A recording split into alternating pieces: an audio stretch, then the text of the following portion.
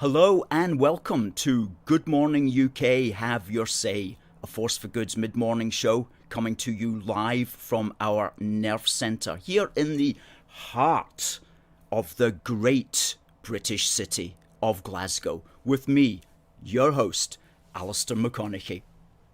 Streaming live on TikTok, on Facebook, on YouTube and Twitter worldwide with our 35th show of Good Morning UK Have Your Say.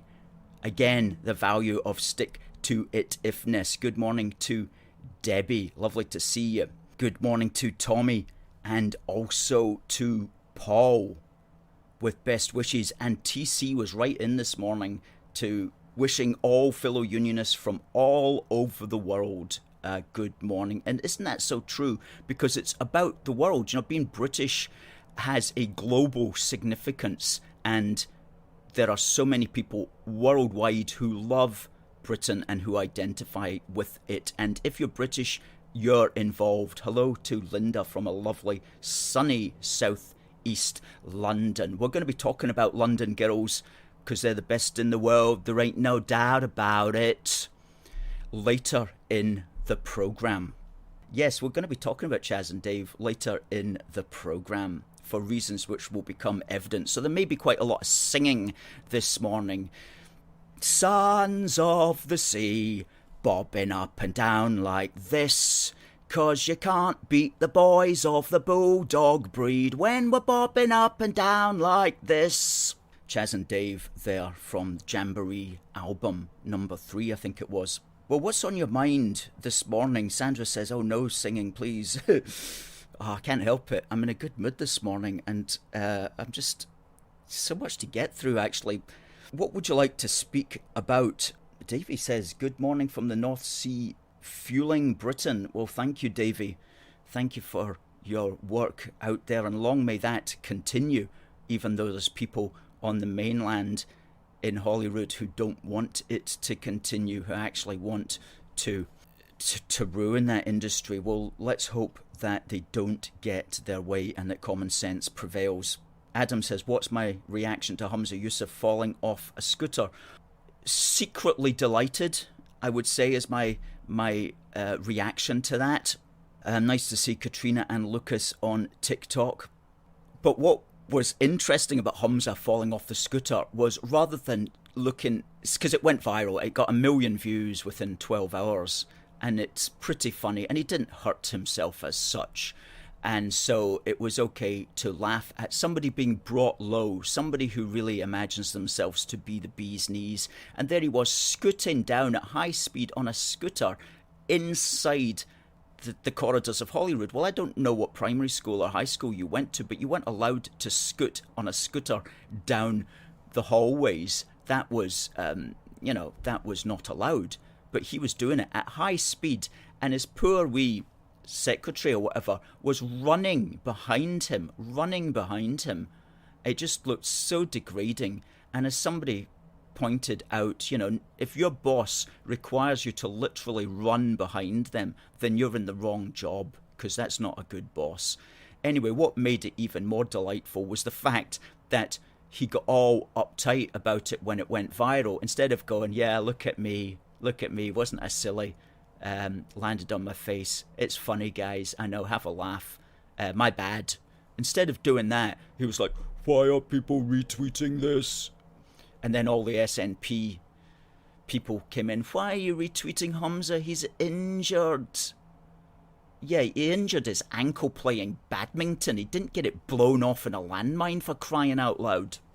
Playing badminton as well. That's a weird one. Can you imagine Humza playing badminton? Just no way. That's probably made up as well. Someone on TikTok asking why Britain is so great. Well, that's a question we get asked very often. We have a really good article which we'll put up on our Twitter and Facebook pages. I don't think we can put it up on TikTok, but it's 15 reasons why Britain is great. So we'll fire that one up right now. Great to see everybody. Master Boku says, what planet is your accent from? My accent is from Planet Unionism, Master Bonku. That's where my accent is from. Adam Maud says, are you employed to be a unionist? Well, I'm self-employed to be a unionist, Adam Maud. That's my job. Richard comes in here. Alistair's got a very good accent. Educated Scottish. I've never heard that one. Educated Scottish. I don't know where my accent comes from, actually. I was born in Hong Kong, but it's not a Chinese accent. And then I lived for a while in West Germany and then in Libya. And so I suppose I was around quite a lot of expats and army people at the time. So it was a mixture. I think it's a British accent. You get the best of the Irish, Welsh, English and Scottish, and you mix them all up and you get my accent, I think is really what it is. That Preston journalist says, great show as always, Alistair. Keep up the good work. We certainly will. I don't want to talk about it, says it's a kid on Glasgow Uni accent. Well, that's on TikTok. I don't know what a kid on Glasgow Uni accent is, to be frank with you, but I'm not kidding on anything that I'm doing here. This is actually what comes out my mouth when I talk. It's not kidding on at all. Absolutely, Northern Ireland is British. Karen says it's a lovely accent. Thank you, Karen. Thank you. And as Tommy says, it's always the content of what you say which is important. Absolutely. Well, what's all this about Humza Yousaf not being able to run the NHS? For crying out loud. You know, I was talking to somebody yesterday who gave me a really good insight. This particular person is involved with, shall we just say, that whole field of people getting ill and getting mended, otherwise known as NHS and everything that's thereabouts. And this person pointed out to me that one of the reasons for the ambulance shortage, and I had never clocked this before, but the reason is because the accident and emergency wards have all sorts of social distancing rules required. Okay, so they can only get so many people into the accident and emergency wards at one time. And so the ambulances literally have to queue outside accident and emergency, which means that the ambulances literally have to wait until there is space in the accident and emergency wards. So in other words, that struck me as absolutely mad.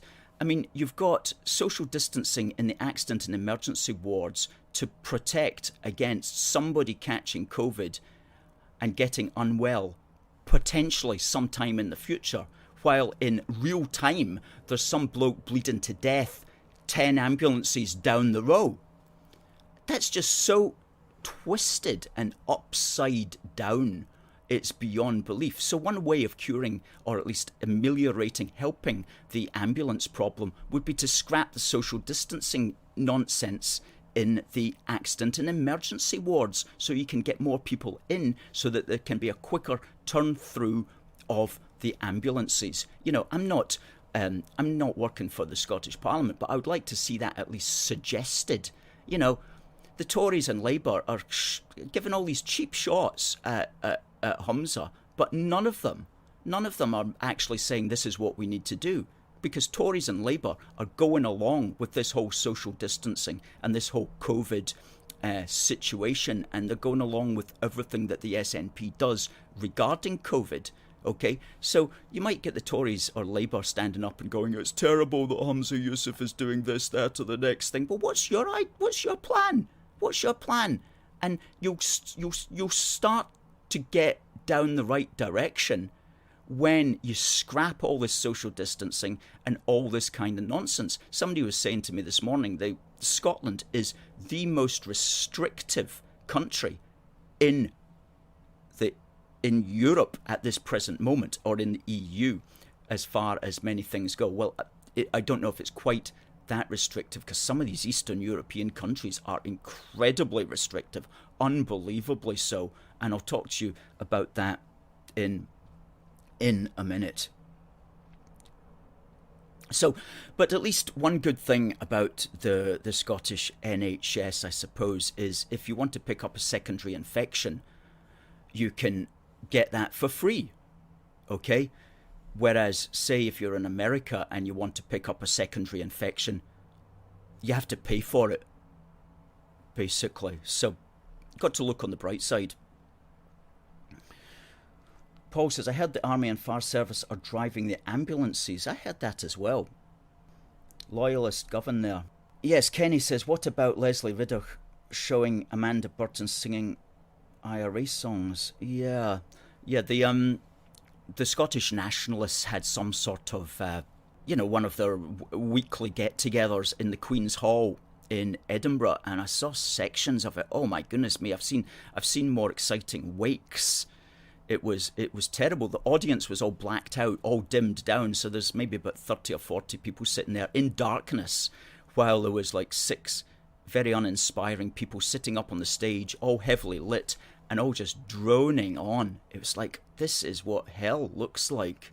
It really was absolutely awful. And they all came to the conclusion that they're not getting a referendum, that they're not getting a referendum before 2024, which is the next general election, and which is the next opportunity for the SNP to try to change the game.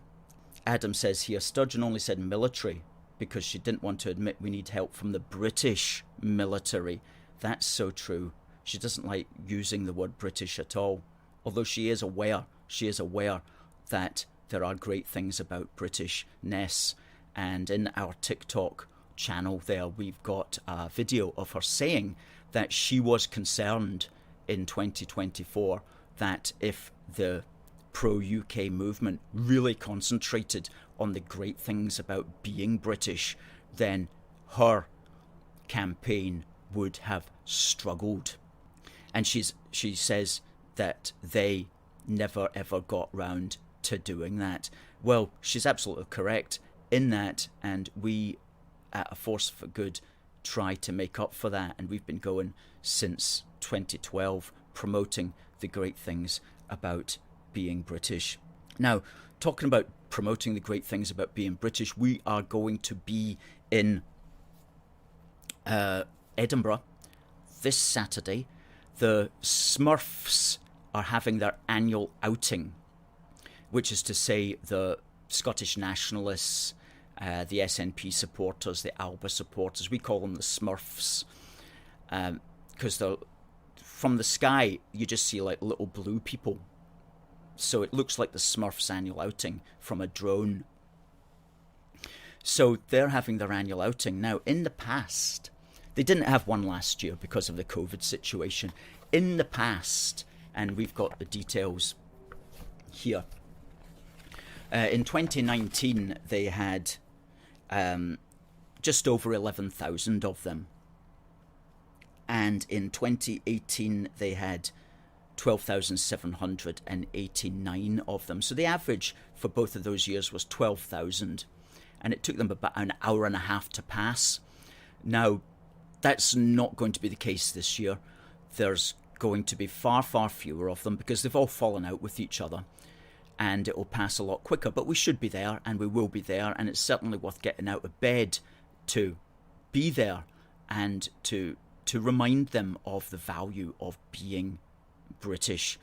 Now, we learned this morning, incredibly, that the council is kicking up a fuss like 2.5 days before the event, requiring the march to reroute.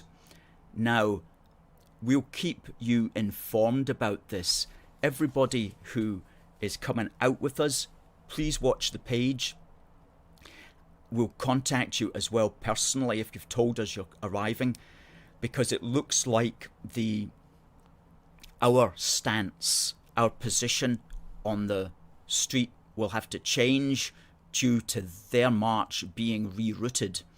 So keep a watching brief on this page, but it does look like their march is going to be rerouted some way, and everything will become clearer in 24 hours. But it is incredible that we have to that this is happening 2.5 days before the event. You'd have thought they'd have got this all sorted by now.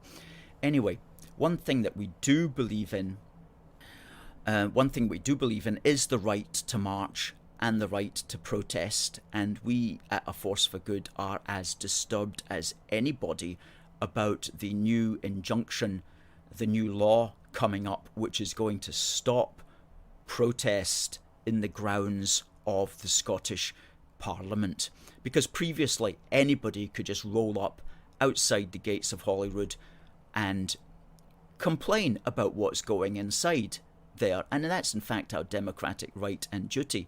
And during the COVID lockdown back in April, myself and a colleague did attempt a two-man political protest, but we got moved on, and we wrote about that. We wrote about that in an article which we'll put up there called Humza Says You've Had a Little Too Much to Think. And that's the attitude of the Scottish nationalists who are running the show at the moment. And the Greens, of course, in with them as well. And the Greens will try to say that they're for the right to protest. Well, in that case, why are you forming part of the administration with the SNP at the moment? Shouldn't you be kicking up a fuss about that? So we do believe very much in the right to march and protest, whoever you may be, and we support that. And we were looking at the AUOB page this morning, and they've got the complete wrong end of the stick. You know, they're being really, really nasty towards the Orange Order, because the Orange Order gets lots of marches in Glasgow. Well, I should imagine, and I can't speak for anybody, but how do you know they don't support your right to march? You know, maybe they support your right to march.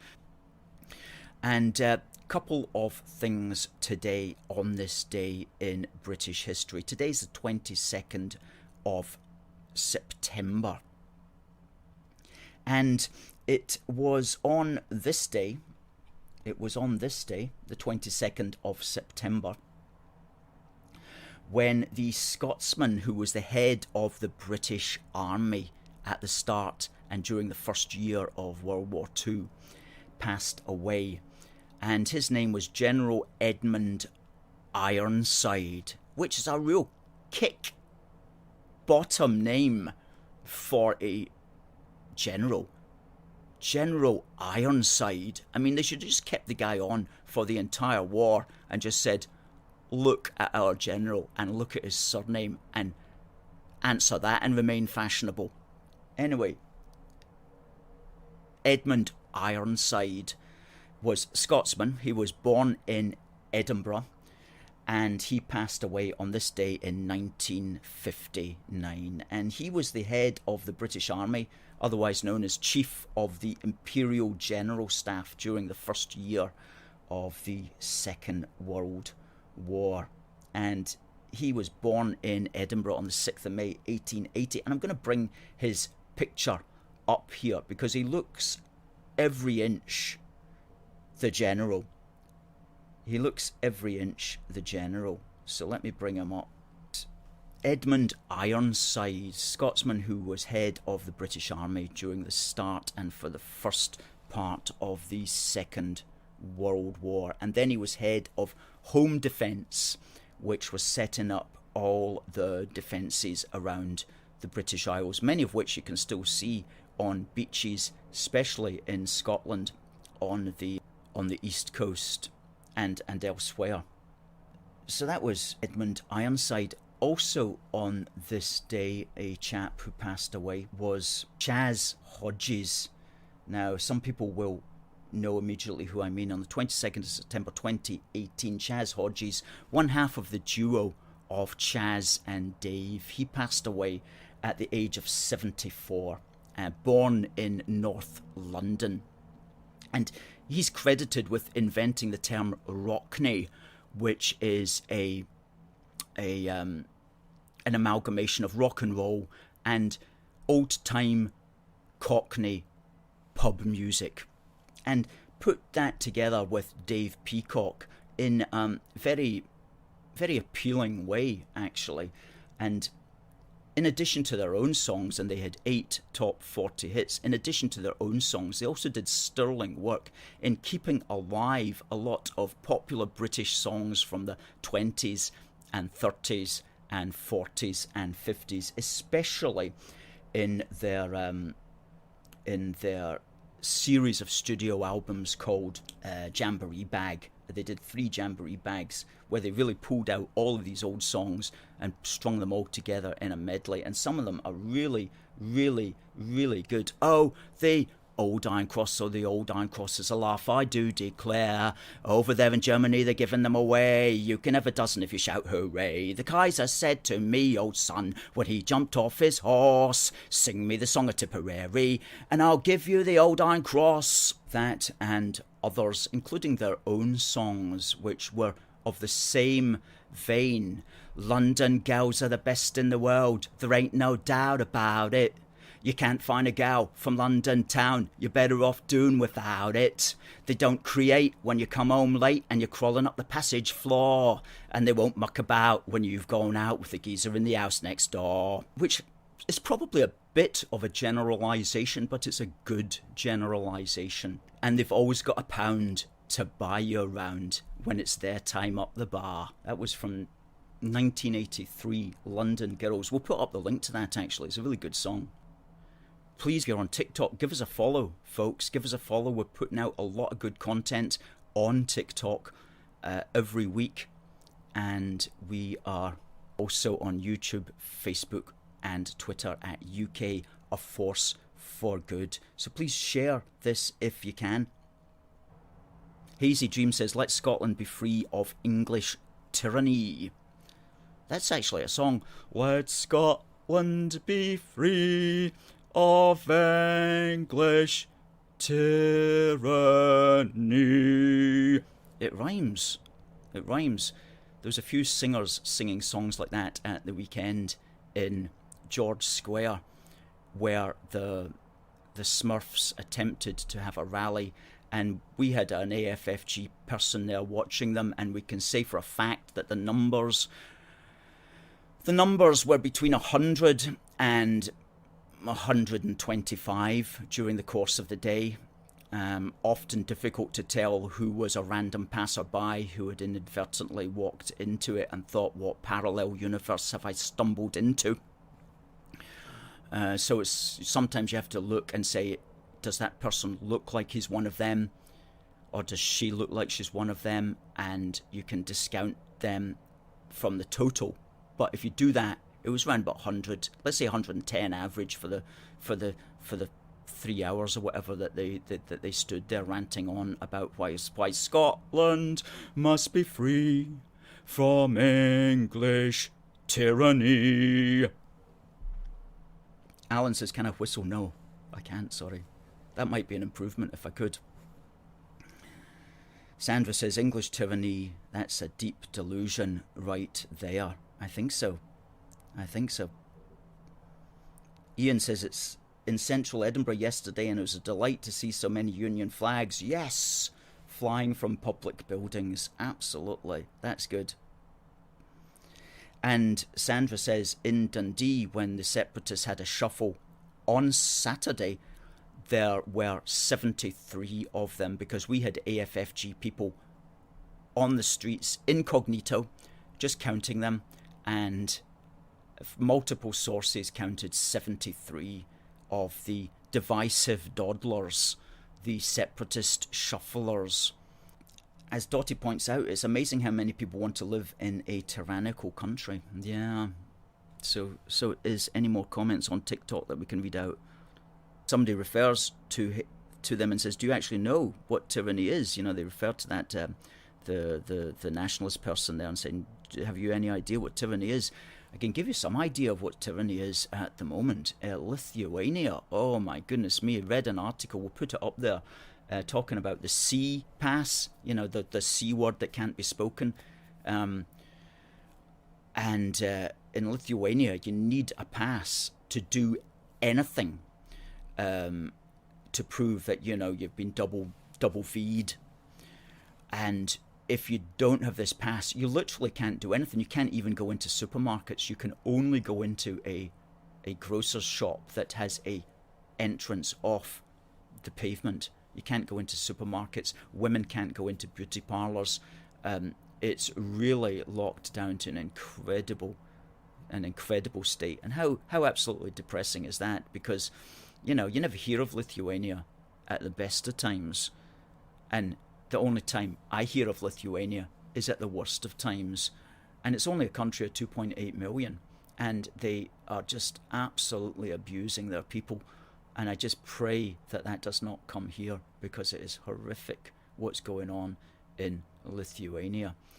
And the only way you can get out of being double V'd and having a passport is if you have a recurring 48-hour negative test that you have to pay for.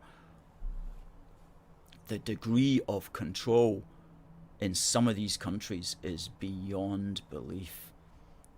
And even though these countries used to be communist, the communists never even ever did anything like that to their people. And John points out that the union members in Oz are seeing tyranny at the moment. That's so. I mean, who knew? We used to think of Australia as this really easy-going nation, and it looks like it's actually a dystopian fascist nightmare. It's just incredible what's happened in the last 18 months. Yeah, Australia is getting bad. Oh, it just all needs to be... There you go. Scotland must be free from nationalist tyranny, says Adam Bray. Ibrox Park says the New World Order raising its ugly head. Right, we really need to talk about... Do we really need to talk about Nicola? Yeah, let's just talk about her for a moment. And is, because we have to do this because the Nats are having their march and all that sort of thing at the weekend. So she wants, of course, a second referendum, but she's not going to get one, okay? Take it from me, she's not going to get one. What she's doing is she's saying that we're going to have one at the end of 2023. She's chosen that date because it's going to be 6 months before the general election, the British general election in May 2024. And what she knows is that she'll get denied the referendum in 2023, and for 6 months she will make a song and dance about not getting her way until the May 2024 general election, at which point she hopes thereby to do very well. She's hoping to make a big thing, to make a stunt basically at the end of 2023, and then in 2024 at the British general election, that's when she's going to have a big set to with the British government and see what comes out of that. So between now and then, it is for all of us unionists to consolidate, to continue to make the case for the United Kingdom, to continue to reach out to everybody, to emphasise the value of the Union and to emphasise the value of Britishness.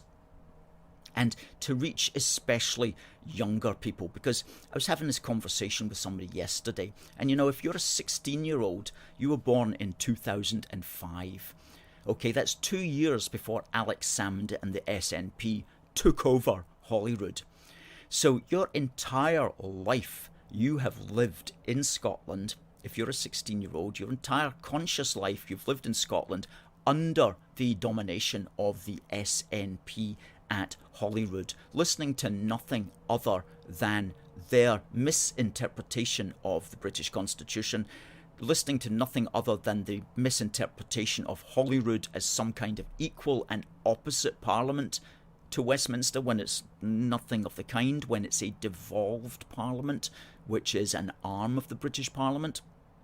And so you don't really know much else. It's not your fault that you don't know much else. You've also been brought up in a school system which is entirely dominated by the nationalist ethos, deliberately so, because the nationalists push their oar into absolutely everything that they can. And I was talking to somebody who visits schools regularly, and he says that a lot of the classes, they just totally concentrate on, that element of Scottish history from the 13th century and early 14th century, the Robert the Bruce period, as if at the exclusion of nothing else. And Scottish history just stops there. We don't learn about the great inventors in Scotland who created the Industrial Revolution in Britain and worldwide. We don't hear about Britain spreading democracy, parliamentary democracy, spreading our ideas of to the rest of the world. We don't hear about any of that. We don't hear about the Scottish role in any of that. They just hear about Robert the Bruce, and whatever you may think about Robert the Bruce, I mean, he wasn't very politically correct. Like, you know, they cancel people today for a bad opinion on something or other, but Robert the Bruce was literally, you know, he was a murderer. You know, he killed John Comyn in a church, for crying out loud. And then, if you didn't like him, you know, he would torture you and kill you. And I was reading an article, actually, about that in... and don't get me wrong, I'm not having a go at Robert the Bruce. I'm just saying, why is he made such a big Scottish hero? It's really weird, considering that he was such, like, a violent man. Oof. There was these guys, it was called the Shoals Conspiracy. And they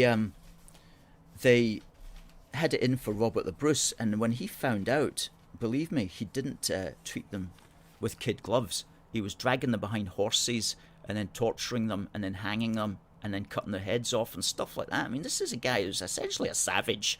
Okay, let's just say it, a savage, and but a patriotic one. Okay, and he's gone down in history as it's funny that he's gone down in history in like a good way, whereas if he had been like, say, 20 years ago, we probably wouldn't have looked on him in the same light. We'd have said, no, we're not going to erect a statue to a bloke that's just tortured and killed somebody. I suppose it's the passage of time makes it okay. It's funny though. It's funny. Anyway, God bless them all. The good, the bad and the indifferent, you know. It's history. It's history. Robert the Bruce is the god of all nationalists. They worship him. Well, I don't know about that. Well, I mean, you know, Robert the Bruce as well, as Richard points out there, today he would undoubtedly be probably a Unionist. And certainly the Queen, our present Queen, is descended from Robert the Bruce as well. A direct descendant also. So, you know, he lives on. He lives on. Aye.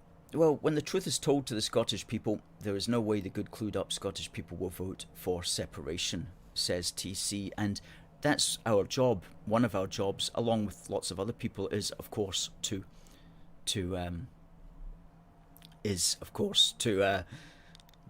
spread the good news. Great on TikTok, by the way. Thanks for everybody coming in. Friend Shield Maiden says, separating us and dividing us makes no sense to me. It's silly. J Coin says the union is rotting to the core. I don't know why you would say that or what evidence you have for that, J Coin. How is one's life being affected by a rotting union? You know, it's okay to throw about phrases, but you do have to back them up, is the way that I would look at it. And it's thanks for the comment. But we do hear people saying that, but we wonder, what do you mean by that? In what sense is it?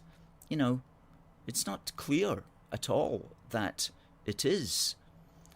It's a strange one. So Richard says, what are we going to do about the youth? And that's have great faith that they'll eventually get what they want. Well, yeah, they've had the youth since 2007, since they took over the school system, when the Scottish nationalists came in Holyrood. And so that's the big thing, is how do we deal with that? Now, of course, there's many quite perfectly intelligent school children who see the big picture, who are aware that Scotland doesn't exist on its own, that it is connected to others in this island nation. There's plenty of children like that, but there's lots of others who are not, who have just through no fault of their own have simply seen nothing else. They've seen nothing else growing up, and so we have to give them something else to look at, and that's what A Force for Good's all about. And especially our social media platforms as well, where we experiment with them all and try to reach all sorts of demographics right across Facebook, YouTube, TikTok, and Instagram, and of course Twitter. And so we are reaching out with these messages of hope with the message of British hope to the world. And so if you like that, please do support us. Now, we've got a 40-page magazine that's going to be coming up in October. Now, somebody suggested to me a really good policy that would help keep the United Kingdom together, and which hasn't been done and which should be done, and that is simply, and we've heard this one before, audit Holyrood. You know, if you give money to a council, at the end of the year, the council has to explain how much money it received and how much money went out, and on what particularly. And that's what we also need here in Holyrood. At Westminster as well, they have to show how much money has come in and how much money went out at the end of the year and what it was spent on, whether it was on health or anything else like that. So, but why has Holyrood not had to do that? Okay, so there has to be an annual audit each year where it has to be broken down exactly what the SNP essentially is spending our money on. And not only would that put them on the back foot, but it would also give an annual ability for us to see exactly what's being done in our name. Because believe me, they are spending a lot of money on stuff that they should not be spending on. And that brings me on to this point, right? In order to, you know, Sturgeon has said she's going to have this 2023 referendum, which she's not going to get, but she's working towards it. And she has instructed these civil servants at Holyrood to start working on the case for that. Now, this is a long-running issue that we have had. There is no way the British civil service should be allowed to work for the SNP in order to break up Britain. We don't have a problem with the civil servants doing their job when the SNP wants to enforce a policy, you know, on trains or buses or whatever. The civil service has to kind of work with all of that. But when it's actually coming to breaking up the very country that is paying these civil servants their wages, then that should not be allowed. It should not be allowed. And it's only allowed because it was never dealt with the first time around. The first time around was 2014, when, you will remember, the Alex Salmond at the time got the civil servants at Holyrood to produce this massive doorstopper, which was called Scotland's Future, which happens to be an exact anagram of fraudulent costs. Anyway, it was this huge, thick document, and that was produced by the British civil service in order to break up Britain. How mental is that? And the government at the time never prohibited that, and so they got away with it. Again, another thing the SNP get away with. They work on the assumption it's like, are we allowed to do this? Let's just do it anyway and see if anybody stops us. And if we get away with it, then chalk that one up as something we can do again. That's the way that they look at it. So this has to be prohibited. And I want to hear Labour, I want to hear Tories, I want to hear Lib Dems in the Scottish Parliament saying, Madame Sturgeon, you've told us that the civil servants are working on the programme for the 2023 referendum. Could you tell us exactly who these people are and what you've required them to do and what legitimacy you have, what right you have to do that? Make a thing of this. Make a thing of this, okay? Because we have to get this sorted. Now, we wrote an article about this. Do not allow the British civil service to be allowed to break up Britain. And we'll put Blue Cosy on TikTok says Scotland needs to get away from the Tories. Well, you see, that's not really going to work because a quarter of Scotland votes for the Tories. Okay, so, you know, they're not just in England. Blue Cosy, as this person calls himself on TikTok, you know, there's 25% of voters in Scotland are Tory. So even in a separated Scotland, you're not going to get away from Tories. They're always going to be a major political force, whether you like them or not. I mean, they are the official opposition in Holyrood, for crying out loud, and we don't support any particular political party. We're just pointing out that's the fact. So to get away from the Tories is not a good idea. It's not a good reason for separation. because the Tories are always going to be with you. They're always going to be with you. Separation will not stop people being conservative. So that's straight away, that's no argument. I have to tell you. Well, absolutely. I'm a lover, not a fighter. I'm a wild bull rider. Sandra says the haters have nothing constructive to say. They are deluded. Baboom goes, you're the ones who took our lands. Oh, we took their lands. What, in like 12? When? I never took anybody's land either. Don't put that on me. I've got enough to worry about without worrying about taking people's lands 800 years ago. Yep, we are lovers, British lovers under the flag of love, which is, of course, the great Union Jack. Let's just wave it for all the haters to get irritated by.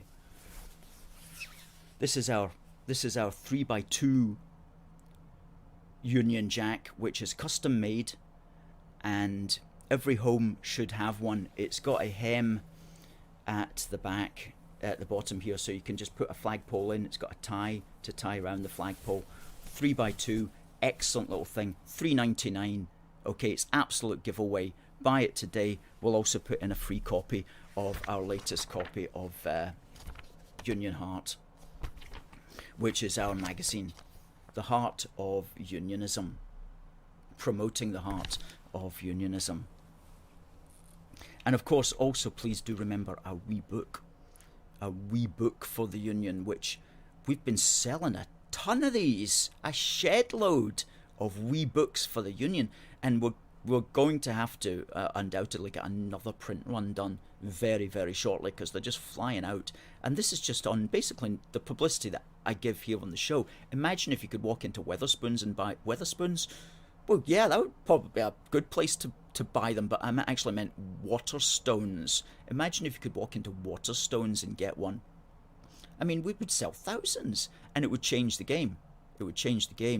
But for whatever reason, the system wants to keep a force for good down, but you can't keep a good organisation down, and you will see us somewhere in Edinburgh, around about the Royal Mile area, this Saturday. And if you want to join us there, do contact us and we will give you the gen. Although we'll need to know who you are. We tend not to give the gen to people who are complete strangers to us. So Ed says he can't wait for his flagpole to be erected on the front lawn. That's good. Rido92 makes a point. We don't take a position one way or the other on those sorts of matters, Rido. You know, we know people of all faiths and all religions who are unionists, so we're not coming from any particular political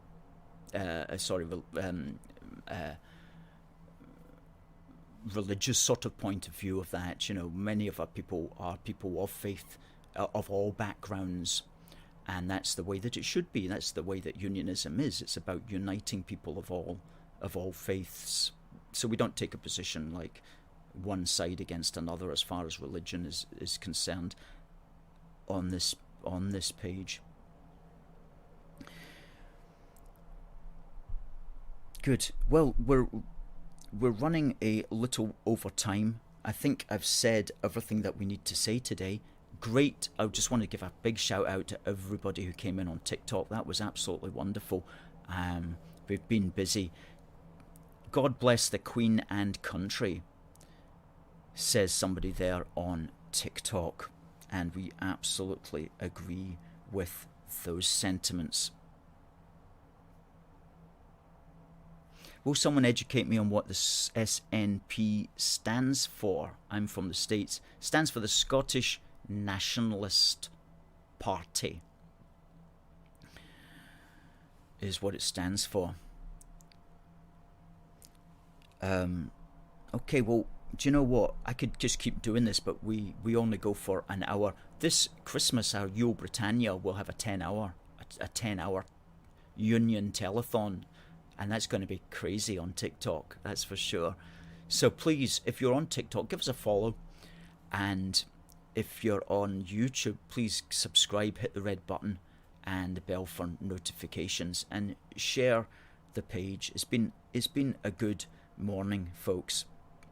Tommy says, thanks again, Alistair and the AFFG team. We have such a great team here, such a great team across all our platforms. We cannot do it without the team that we've built over the years.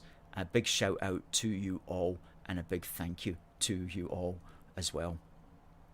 So it just remains for me to say that we will be back next week at the usual time of 10:30. We may have a guest. Sorry we didn't have a guest today, but it has enabled us to go the full hour on TikTok, which has been really good. And so let me just say, it just remains for me to say, God bless the United Kingdom, and God save the Queen. We'll see you next week.